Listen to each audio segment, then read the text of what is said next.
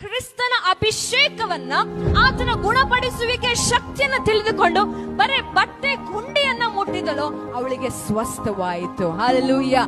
ಯಾವುದು ಮನುಷ್ಯರಿಂದ ಅಸಾಧ್ಯವೋ ಅದು ನನ್ನ ದೇವರಿಂದ ಸಾಧ್ಯವಾಗಿದೆ. ಯಾವುದು ವೈದ್ಯರಿಂದ ಅಸಾಧ್ಯವೋ ಅದು ನನ್ನ ದೇವರಿಂದ ಸಾಧ್ಯವಾಗಿದೆ. ಹಲ್ಲೆಲೂಯಾ.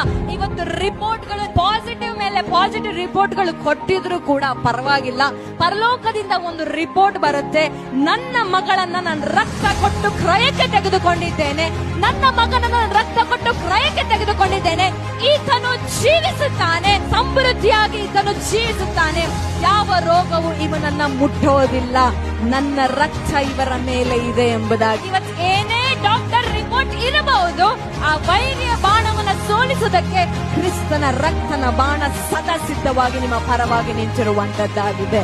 ಅಲ್ಲೆಲ್ಲೂ